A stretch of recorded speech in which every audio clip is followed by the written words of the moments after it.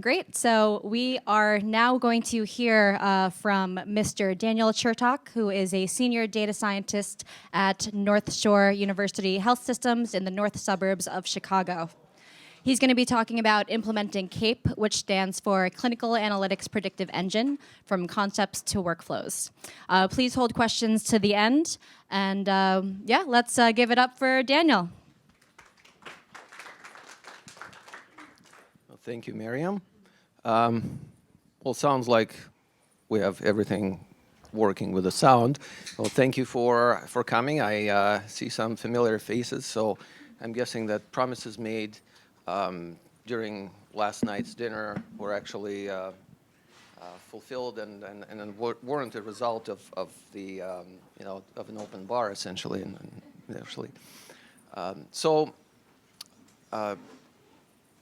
Well, without further ado, thank you, Miriam, for the introduction, and thanks, Ramsey, for our audio, video, IT engineer who tested everything and made sure that everything worked. One of the kind of things that came to mind in that regard is that data scientists, some of them are more and some are less technically savvy. And so, and they tend to try to over-engineer things. So with this presentation, I thought about a lot of stuff. One thing I didn't think about was whether we're going to have the audio working, because I assumed that it will somehow magically stream from the computer all the way to the room. And then Ramsey pointed out that, well, we have to make sure that that we have the audio feed. So thank you for that. All right. So kind of shows that you have to think about things other than the kind of the theoretical part and the methodology. So I work for, all right, advance. Whoa, worked. Let's see, yep. So I work for Northshore University Health System. It's a system of 4 hospitals in the north suburbs of Chicago. We're actually in talks about acquiring the 5th one, and I was told that it's progressing as it should. We are a comprehensive hospital system. We provide all types of care, starting from immediate and including elective. So all this information that you have in this slide, I didn't come up with it. We have like a whole department that makes sure that we say stuff that we're supposed to say, and we get a slap on the wrist when we don't. So enough said. We're in a good, technically in a good financial position because, well, I think our population is reasonably financially stable, and we like to think that we're doing things right for the most part. So we have 130 sites, including immediate care. There's been a pretty big push to open immediate care offices, kind of the foreposts to encroach upon our competitors' territory, so to speak. But I hope you're not recording that. We don't talk about competitors negatively. We do have a specialized hospital, orthopedic hospital in Illinois. The first one, I don't know if you saw the microphone. Okay, thank you. Recently we opened a specialized orthopedic and spine institute and got into the Guinness Book of Records with a cast that we made for that occasion, so kind of a promotion of our organization in that sense. So here are some facts about our healthcare system. Again, we do provide a lot of care. We have a lot of patients who actually recommend our services, and so this is the information that is relevant to that. So this kind of slide, I mean, I know it's kind of busy. So I know if you any of you drink wine, you buy a bottle, and then there are all sorts of medals stuck on the label, and says, well, that's we won this award and that award, and then you try it. So when you try it, you actually the only thing you care about is the bouquet and the taste. If you're unlike myself, if you're able to appreciate those things and not just the kind of the alcohol content. So this is kind of, but I would like to think that despite, or maybe in line with all these kind of awards, we still provide pretty good care.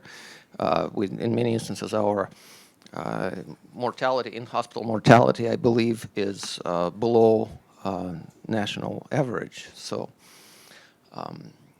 this, as a result of the transformation, hospital transformation, we designed 4 pillars of 4 initiatives, 4 pillars, 4 initiatives going forward. And well, this is an example of what they are, an explanation. So we want to make sure that our care model is up to date, that we continue to grow and survive in this challenging environment, that our payment model works, and we are reasonably efficient and productive, but not at the expense of patient health.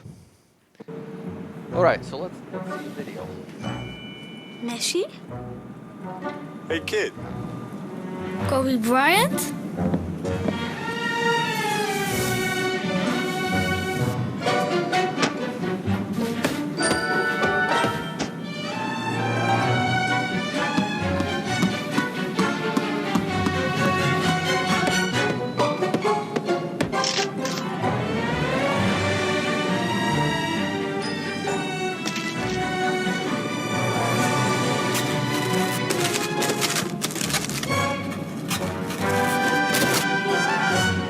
Would you like to have some ice cream, young man?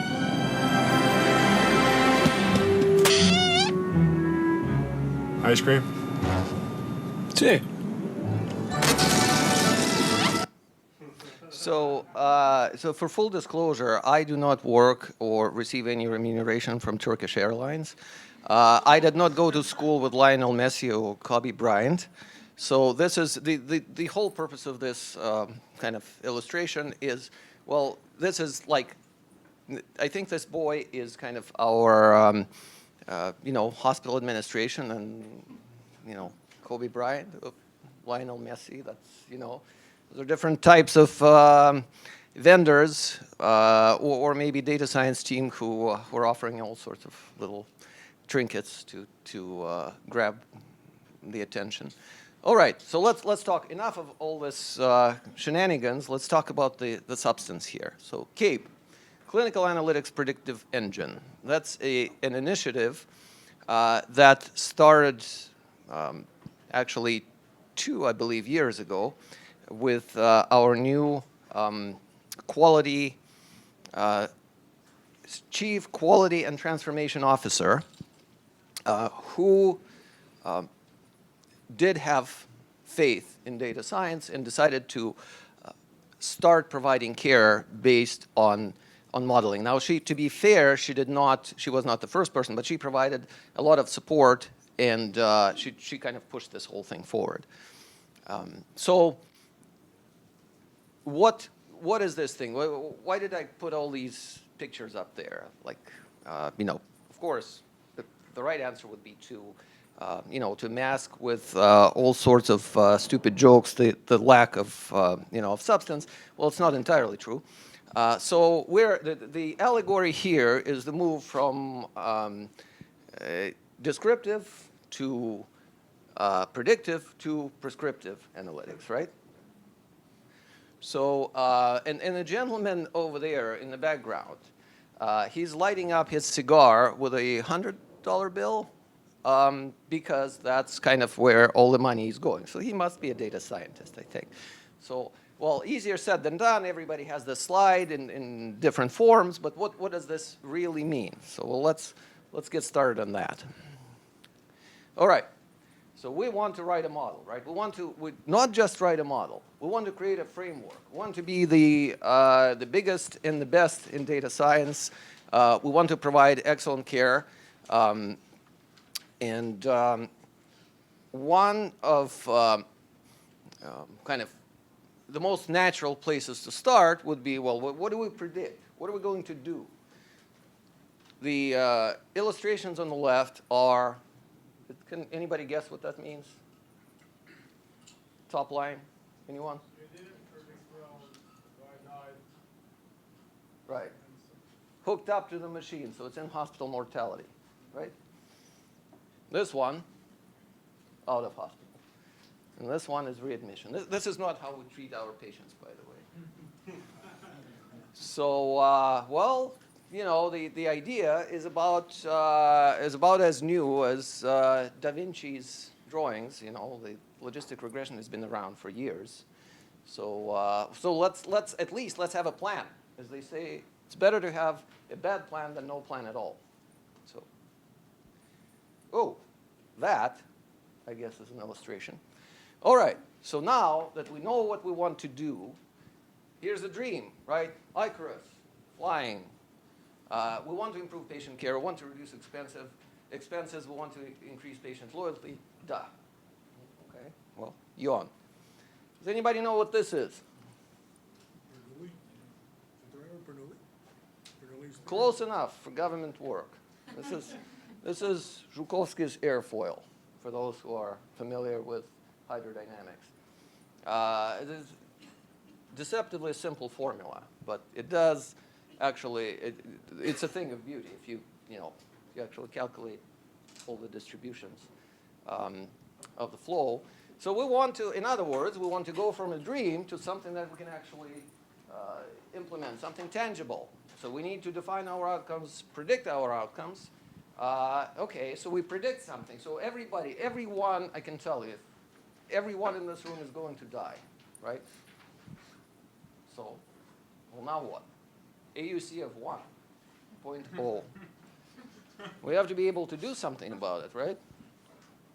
So propose workflows. Okay, so we have a plan. We have a roadmap. We kind of design everything. We computed the flows around the airfoil. What are we building? A Cessna, a Joint Strike Fighter, a shuttle transporter, or an A380? Well, we have to figure out what this is, right? So, and that's when, you know, as they say, the devil is in the details. So, all right, so somebody died in hospital, right? Okay, let me tell you this. I don't know if I'm going to reveal any secrets, but we looked at our inpatient, that is medical group patients. We looked at their records, 700, over the years, 700 patients had their deaths recorded. So they're dead, and they still have primary care provider appointments, and they dutifully go to those appointments.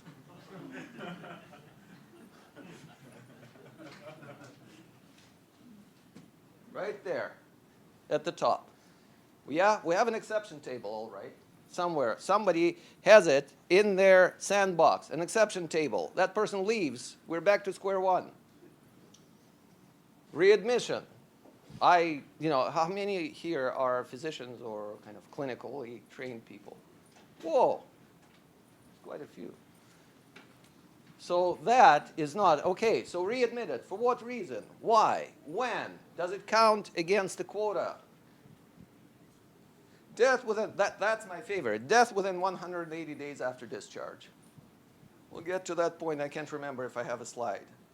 Has anybody here seen Zootopia? Kids, grandkids? Yeah? Sloth? Yeah? Okay. Social Security data. Come on. Yep. All right. So now at least we know what we're building. We know what kind of airplane it's going to be. Wind tunnel, right? We have to test the model.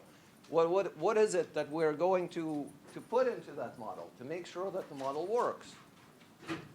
Well, demographics, yes. Clinical history, certainly. Labs, yes. But what is it? Like, for example, demographics. What kind of special data can we include? What kind of clinical history is going to go into it. Where are we going to get this clinical history? Is it, the case of deaths in hospital? Is that if somebody has blood pressure of 1200 over 800, is that an error? Well, that's probably easy, but what if it's 1255 over 839? So all of that stuff, nothing new there. So, but how is this, the question is, well, how often does this clinical history change? What's going on? Where does this information flow? And how can we verify that this is correct? How often is it changed? So all of those questions, it's all great when you're talking about a theoretical methodological approach, right? Logistic regression. My son can write a logistic regression equation. He's a freshman. Okay, but this stuff, these are the questions we need to answer. So, all right. So now we have all the spare parts, all the constituents. All right, we have the wings, right? We have the body, we have the wheels, all of that stuff. Age, gender, et cetera, clinical history, present on admission, lab data, have all that. Now, how do we put it together? So, again, the data is there, but is this data valid? And can we all agree on how many people here can agree on the definition of sepsis, by the way? No? So we tried.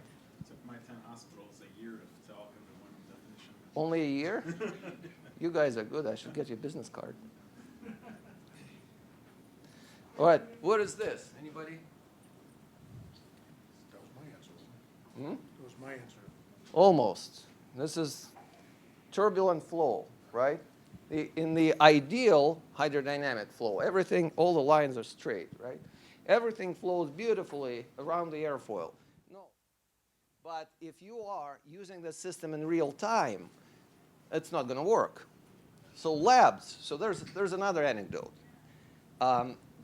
We're talking about labs. So all of a sudden, we started, I'm getting ahead of myself. So we started using the model. We started predicting risk. Again, logistic regression, you got a number, everything is fine, everything's good.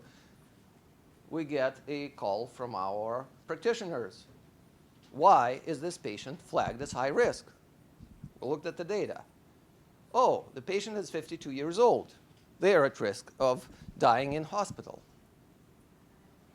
I'm not going to ask you how many of you here are over 52 years old. And how many of you think that, that this is kind of, you're approaching the end of your useful life?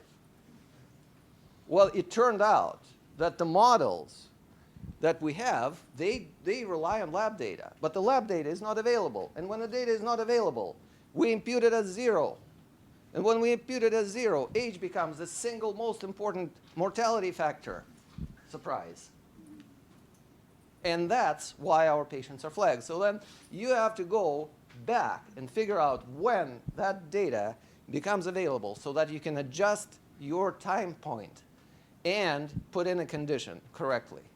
The diagnosis changes. That was a revelation to me. I didn't know, but it does change throughout the patient's stay, that you could actually have your admission diagnosis change later and be adjusted. And then, are you a clinician? Do you have clinical training? Yes. See, that's the difference. So billing data, yeah, we use billing data for the model to get the best available data at the time when the model was engaged. Well, we don't have that on admission. Out of hospital data, I'm not even going to go there, right? What was I trying to say with this slide? Any guesses? How many of you think that the top slide is actually true, that it did happen? Anyone? No? It did. 707, they did when they marketed the 707, they actually did a barrel roll.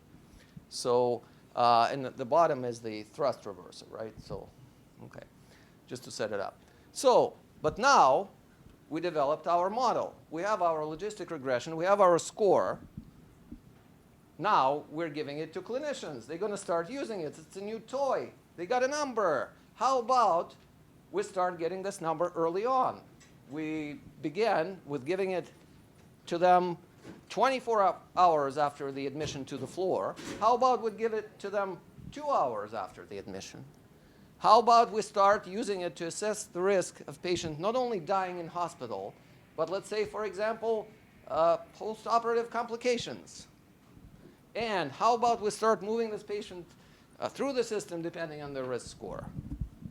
So all of this stuff. So this is, you develop a model for one purpose. Once you give it to the user, they start using it for the purposes not intended for the purpose, not consistent with the data you developed it on, not intended for the purposes. They see the number, they want to do everything they can with it. All right, so that's where we come in.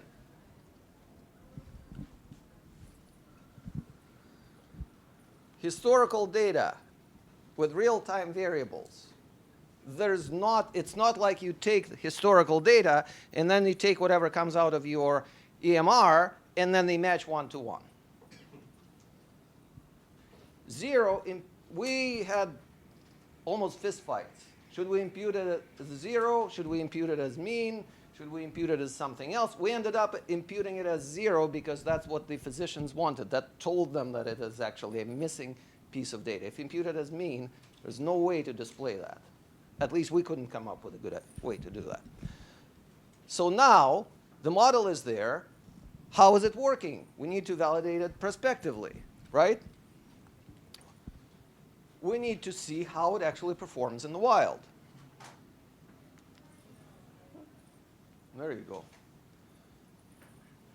Okay. Well, you know, there are good news and there are bad news in model development. So I'll start with the bad news. I'm not really an optimist in general, but you know, it's another point of contention between me and my boss. He thinks that, you know, that optimists are the only type of people that should be working in the organization because they move forward. I tell him, no, you need pessimists because otherwise you won't get anything done. So, or at least the stuff you do is not going to be solid enough. So fortunately, the electronic medical record system that we use provides a platform for incorporating the models straight into the system in real time. So was another revelation for us. There's a thing called PMML, Predictive Modeling Markup Language. So all you do is you develop your R model, and then you export it into PMML. It's like HTML or XML. So it's a markup language that tells the system what to do with your coefficients and everything. Fairly easy for logistic regression. Not so easy, for example, for convolution neural networks. So fortunately, after probably about a month of tinkering, everything fit in nicely. We got the data. We started receiving real-time risk scores, so which we had, by the way, to store. And we have to make sure that those scores were actually computed based on the data that was available in real time. So that's, that's the next thing, right? So, all right. So again, in theory, everything, everything is very, very easy, right? You start with the flow sheets, right? You get those flow sheets, create data. Then you have your R model that you get from that data that comes from your EDW, Enterprise Data Warehouse. Data science does its magic. You generate PMML, you port it into the system, you automate the whole process. If your EMR, EHR allows you to do that, you get the risk score, and you generate a BPA, best practice alert. So it fires up the physician who has, I think the last count was like they counted, were like 2,000 different types of alert that the system fires. So, but again, for full disclosure, our administration realizes that firing 25 alerts for the same patient for different reasons is generally not a good idea. So that was part of the motivation for developing a universal risk score. So, well, that's how it works. So you should know that this patient is at high risk, therefore do something. right? So, air travel circa 1948, maybe. You know. So that's kind of that's how it should be, right? Everything we'll get this model working. We refine our workflows. We'll ensure compliance, and everything will be fine. That's you know, that's how it should be,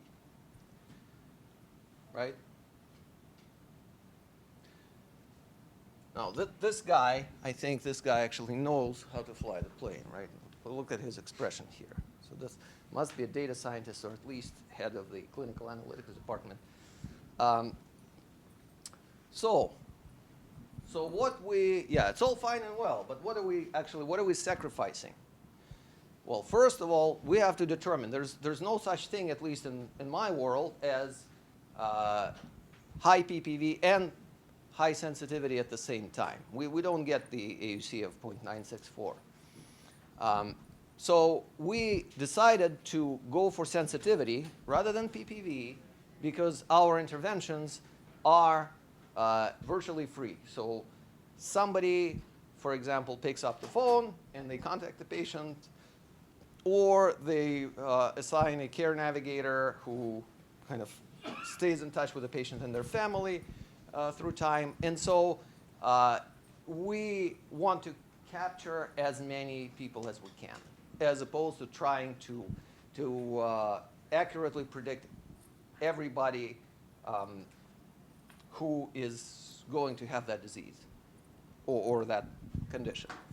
So we need to adjust those score thresholds because we need to make sure that the size of our population is small enough that we can handle it. We have to, we already talked about displaying 25 BPAs for the same patient. Anybody here familiar with Mandarin hieroglyphics? No? Is this right? This is a quote from my mother-in-law. So so in other words, you can't let the machine control a human. Think about it next time you walk down the street looking at your cell phone. You have to give the human the responsibility to control the machine. So that's what I think. My mother-in-law is always right. So that's all right. So now we have the whole thing, right? Everybody wants to use our model. Well, has anybody been to O'Hare around Thanksgiving? So air travel for the masses. Now, we're getting requests again for all sorts of off-label use, and it's very hard to push that off. We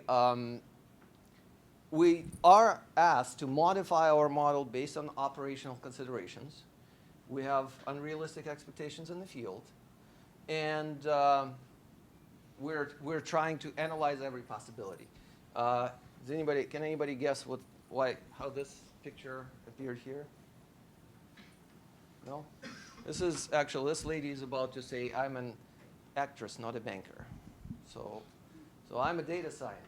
I'm not a magician. I can only do so much. My team can only do so much. And there are only so many questions that are fair to ask. We cannot, given a model that is incorrectly specified, we cannot magically take that model and do what you guys want us to do just because it would be cool and it would make operational sense. It has its limitations. Okay, so let's talk a little bit about the data. So AUC, right? That's an interesting angle, right? 0G. So this is what happens when you go from retrospective model validation to prospective. See that line? 93, 94. When the hindsight vision is always 20/20. All of a sudden goes down to 77. Now this is not really too current, but that's kind of where we stopped our analysis for various reasons. So this is where we started prospectively validating things. And this is pretty consistent with what we're seeing. I believe the latest is even less, so like 76 for in-hospital mortality and roughly 69 for readmission. So this is the light blue bar is the AUC for in-hospital mortality for different time periods. The red line signifies the transition from retrospective to prospective. And the dark blue kind of navy line is readmission AUC, again, from retrospective to prospective. Any questions on this one? All good? All right. But what we said was we're mostly interested in the sensitivity. So we are willing to sacrifice our PPV for the sensitivity. On this slide, we have in-hospital model sensitivity. On the right, in-hospital model PPV. So we said, well, it has to be roughly 80. We have to capture roughly 80% of our in-hospital mortality risk patients. So about 80% of the outcomes. The PPV, we, if it's, the yield is low, then the yield is low. Again, observe how this goes from retrospective, right, moving to prospective, how the both of those characteristics of the model go down.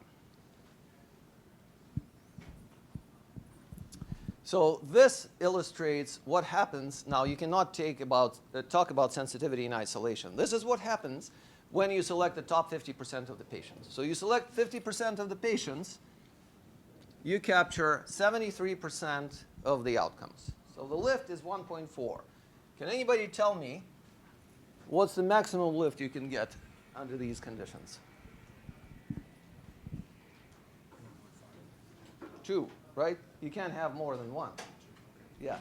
So you got, it depends on your perspective. 1.4 is probably okay, but you can't jump above 2 anyway. So that's kind of acceptable. Whereas again, PPV at that point is only 17. Only out of 100 patients, only 17 will actually die in hospital.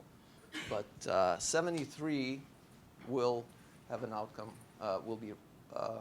will capture 73% of the cases. So, well, then, this is the most interesting part. So those who stayed with me up until this point, they get the dessert. So we remember how we talked about in-hospital mortality, out-of-hospital mortality, readmission, right, separately. So now, this model is a combination of the 3. There is no methodological or mathematical or statistical reason for this to happen. But the client, the stakeholders, they wanted something that they could sell to the physicians so they would comply. And so they said, how about we take the top 10, the riskiest 10% of the patients for the in-hospital model, 25 for the out-of-hospital, and 25 for the readmission, and create a synthetic hierarchical model, 10, 25, 25. And I fought tooth and nail that airplane in the background. Anybody knows what that is? Amphibious, right? Yeah. Quite often, if you try to build a plane that is both a boat and an airplane, you get neither.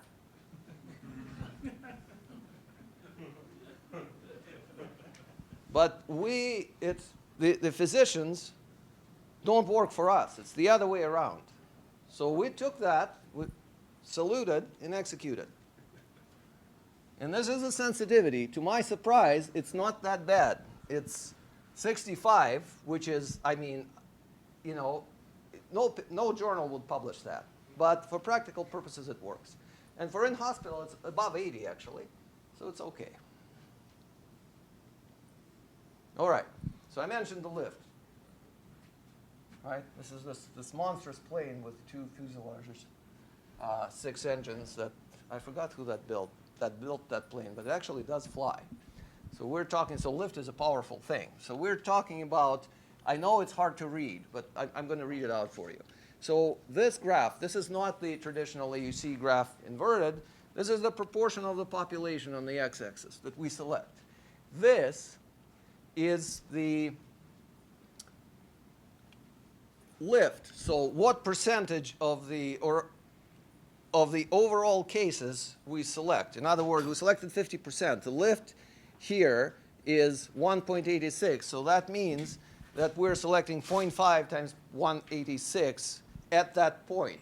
So this is, in other words, this is how much better we did a multiplier compared to random selection.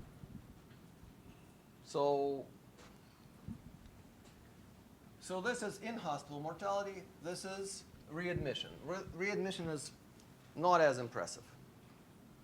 Harder to define, harder to catch. Time horizon. Anybody? So does that ring the bell with anybody who does development? Or, yeah? So that's what we're trying to do. Successfully or not, we say, no, well, let's stick with the outcome we originally defined. Let's make sure this scope is fixed. And let's make sure that we don't change things once we have agreed upon on them and implemented them. And then let's do something. Otherwise, we're never going to finish our PhD thesis ever and stay in grad school until we retire. That 8-year limit, by the way. So now, enough negativity. Well, let's talk about kind of the positive things. So one thing that we did, I mentioned the Ortho and Spine Institute. So our operational side, kind of the administration, they took the risk score and they used it to readjust the flow of patients. In other words, those who are at high risk, they created special units for those patients. And they said, well, let's put those patients in those units so they get the most appropriate care. And then let's put the other ones, well, they will still get the care, but they can be kind of treated in the same way that they were before. When we created this Ortho and Spine Institute, we used that opportunity to transfer the patients from the ED between different pavilions based on their risk score.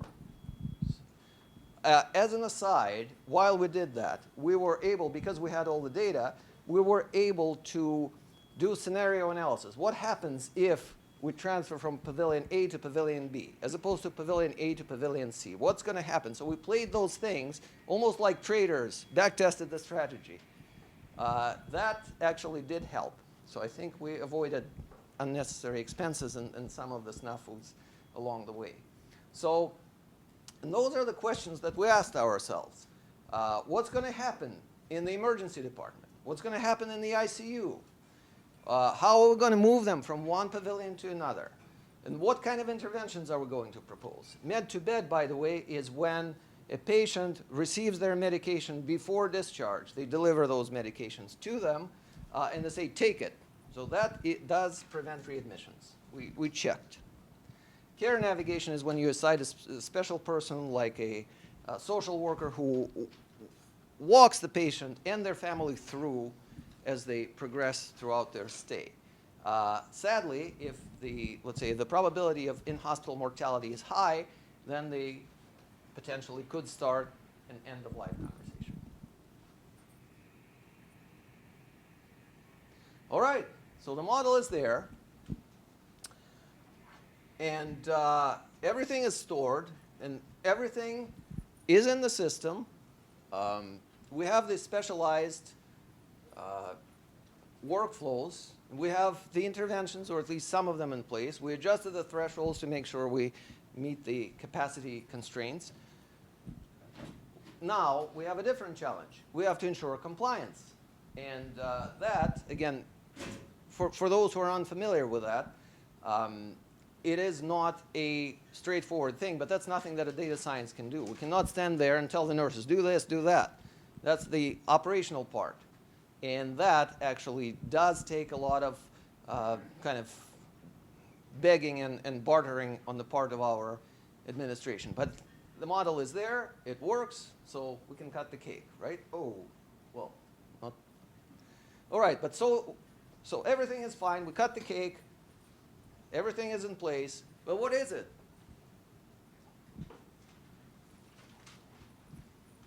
Anybody, any thoughts on this picture? Hmm? Correct. The plane, well, the plane, it was a great plane, right? It was ahead of its time. It was, I mean, it's a technical marvel. I personally did not fly in that plane. I heard last night at dinner that it was very uncomfortable to fly. It was extremely expensive to operate. And eventually they did retire it because it was not sustainable. So you can build something that is cutting edge, but you have to be able to sustain it. And so we have to now, the time has come to start analyzing what exactly the effects of this model are. I've read multiple publications where people talk about improving their accuracy. The second decimal place in the AUC, we went from 0.95 to 0.96. Respect, a round of applause. But what does it matter for the operational workflow? That is not what we're about. We need to see, before we can start congratulating ourselves on achieving the next milestone in terms of AUC, we have to think about it. Well, do people actually use the model? Do they comply with the workflows? Does the model work in terms of if they do comply?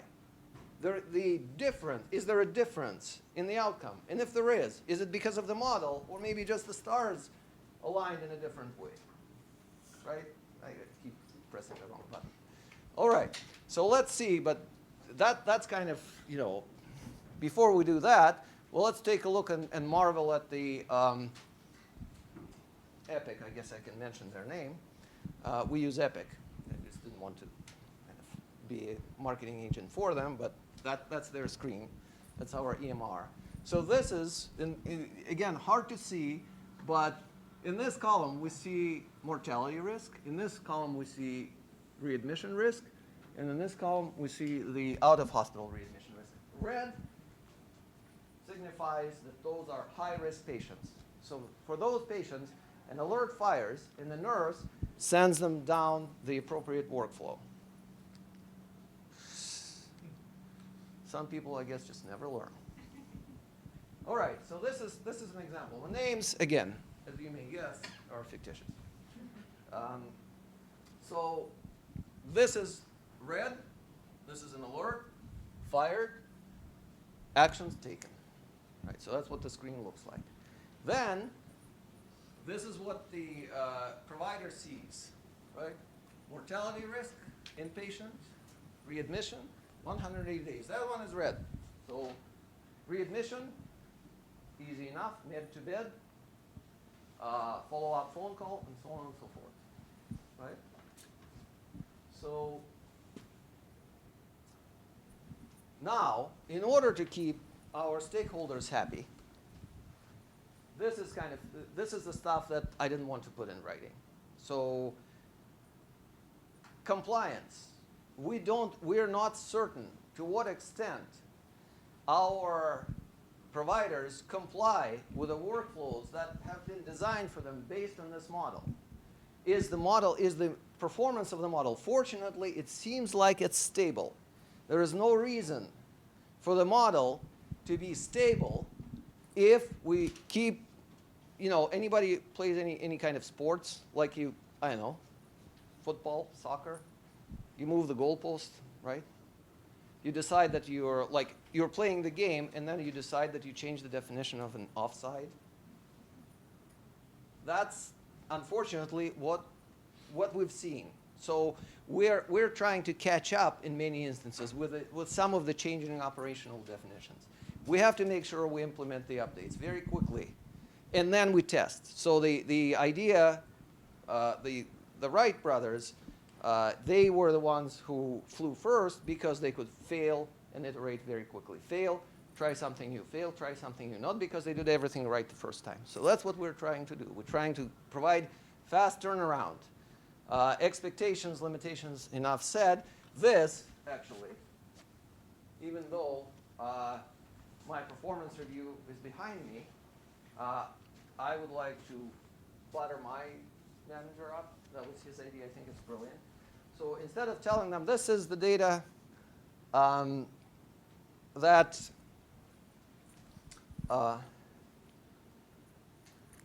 oh, the microphone. Okay, so you can't hear me. I thought I was yelling at the top of my lungs. So instead of telling them, well, this is the data quality, or we perform this and that, we'll say bronze, silver, and gold. Bronze means use at your own risk. Silver means we tested it, but we can't, give it to, to the FDA or to the auditors. Gold means we can sign our lives to it. It means tested, retested, rechecked, all that stuff. And then, so that's kind of what most of the time is spent on. Okay. So it's kind of the summary of what I was going to say, right? Well, so let's say you're either a functioning or an aspiring data scientist. For those of you who may not have guessed that I've been in the workforce for some time, I've seen quite a few things. Like the current situation in data science reminds me, if anybody's old enough to remember, the situation with quantitative finance in 2007. I had 5 recruiters calling me a day asking me if I was interested in working for their client. And then some people may remember what happened in 2008. So we have to kind of, we're trying to stay relevant. Data scientists are a luxury. When my group presents at departmental meetings, everybody is jealous because we are doing the cool stuff. It's interesting. We're impacting the bottom line. Everybody's eyes are on us. But I tell the other guys, hey, don't be jealous because we'll go first in a downturn. So how do we stay relevant? How do we do our job to add value to the organization? Well, low-hanging fruit, yeah?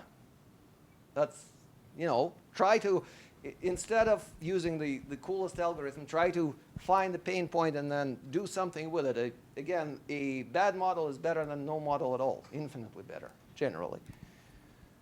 The data, fix the data. And the low-hanging fruit, that's most of the time it's above our pay grade. The data is our stuff. Recommendations are our stuff. Assessing the quality, well, eventually it's the stakeholders. Implementation, that's operations. That's the fun part. At some point, somebody told us that we were 4 months ahead of the operations with our development, and there's nothing you can do about it. It's a bottleneck. Then it comes to analyzing results. That's the missing part. A lot of papers, again, on prediction and testing, not a whole lot of papers on back testing, verifying your results, compliance, and attribution. Very few. There are some. They started appearing, but especially attribution. I have not seen a whole lot. You predicted something, you implemented it. Again, why did things change for the better or for the worse? Okay. Savings. Yes, everything is good. The model has to be monitored and adjusted. And I leave all the negativity off this slide, whatever comes at the bottom right corner. Special thanks to the team members and Northshore University Health System for giving me an opportunity to speak and present the results. Ready to take questions? Great, thank you, Daniel. Awesome. We're going to go ahead and jump right into questions. Let's see a show of hands. Let's start over here, and then we'll come back to you. Thank you for the presentation. I have 2 questions. One is you used many actually flow sheet items from Epic. Most of them are observational type. So how did you ingest that? Is it time series prediction, or you just take the last actually value and then created model? That's one question. The other question is, I'm sure that you have tons of transformation normalization maps which should go with your PMML. So how did you apply those maps, and how much was the cost of using the Epic cognitive platform in terms of how much CPU usage and how much was the cost overall? Okay. So for the first question, how this works, Epic recalculates the data, the risk score, I believe, every 15 minutes. So there's every time something changes, it engages this PMML in batches. And so every 15 minutes the score changes, and then you'd get kind of, so there is a short lag, but it's not like, you know, operating room critical. I don't know if that does that answer the first question, or you were asking about something else? The first question is, are you creating time series for all of this observation and pass that as a feature? Okay. No. Okay. Okay. No. It's the last available. It's the last available observation. And then in terms of cost, I don't believe I can tell you how much we paid Epic to buy their license, because that's individual. So you may want to talk to them. I'm just pulling your leg here. In terms of the computational costs and the mapping between the variables, yes, that took a lot of time. That took probably 2 to 3 months for, I'd say, 2 people, one on the Epic side and one on our side, to hash it out, to provide that mapping. In terms of computationally, we did not notice any slowdown. So it's virtually instantaneous. We have a second question over here. Thank you for the interesting talk and many pragmatic points in that. I suggest that another tool that you can use before even starting implementing it is doing some simulations. Because by means of simulation, you can see what would be the effect of a specific, like, for example, recall or precision of a potential model on the workflow, on the costs. Does it worth it to do it or not, and so on. Right. So we did some of it. It's not.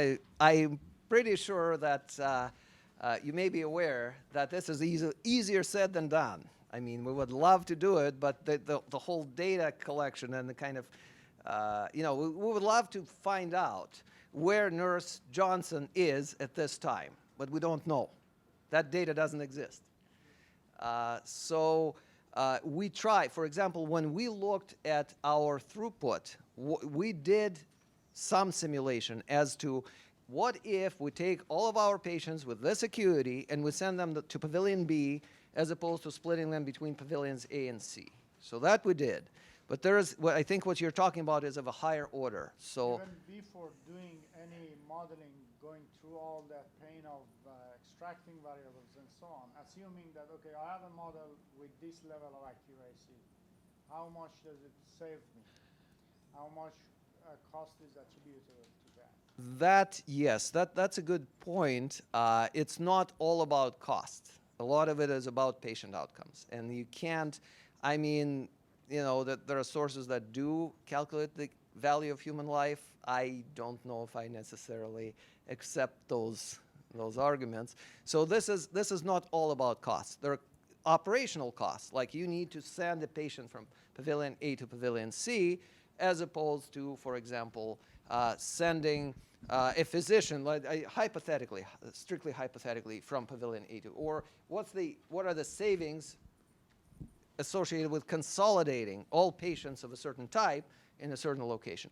Very hard to do. So it's just, there are too many variables. But we're trying to get a set of GPU units, so we'll be able to compute kind of, you know, the value of the universe, or, you know, something like that. But I know I'm not answering your question, but that's the best answer I can give. Yeah. Hi. Thank you for the presentation. It was very insightful. You mentioned about at the beginning that the model is as good as the data is. And in one case where you didn't have health data, you only have age, it actually gave a bad decision. What do you think about using adaptive model, and how complicated and challenging it is to use it in healthcare?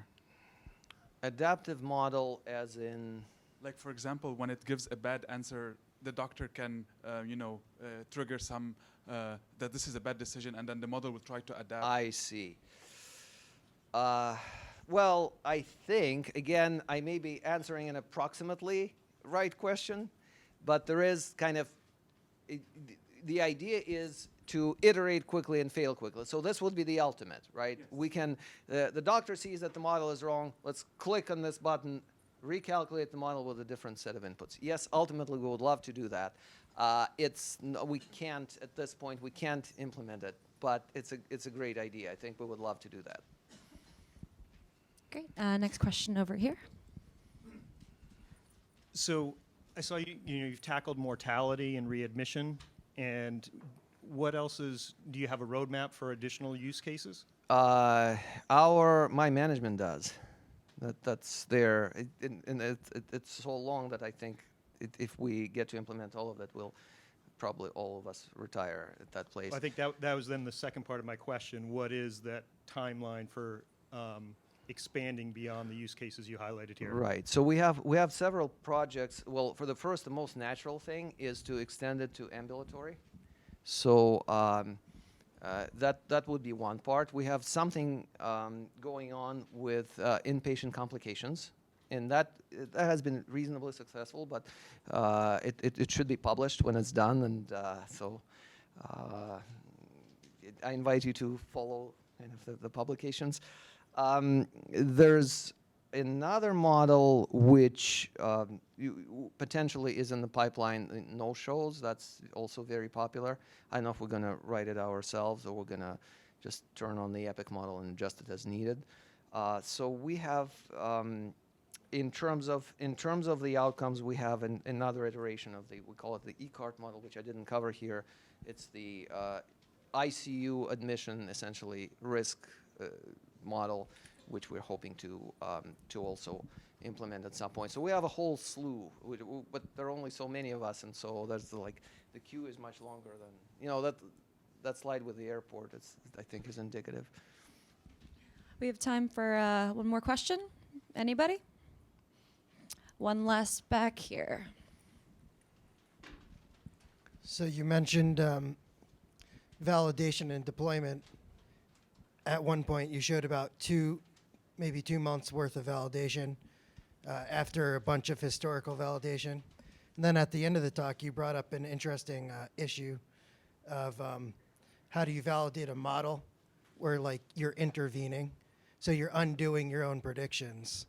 So how'd you figure that out, or did you figure it out? Well, the short answer is no. We have not figured it out. For a variety of reasons. First of all, you're absolutely right. It's a moving boundary problem, essentially, right? So first of all, we have to figure out, we haven't got to that point, whether the model is undeniably efficient or not, or effective. Then we have to attribute, to say, yes, this is changing because we implemented our model and not because we reconfigured our patient flow. Assuming that all of that is done, then it would be the next iteration. So in an ideal world, or even in a less than ideal world, we should be recalibrating this model every 3 months, every month, or in any case with some regularity. And we are doing that, but we are still in the process. It's still work in progress. So we built the Concorde, but something is wrong with the engines periodically. Fortunately, we were able to land it safely when we need to. All right. Thank you so much, Daniel. Let's give it up one more time. Okay, great. We have about 5-10 minutes until our next talk. In the meantime, don't forget to check out the Brella app.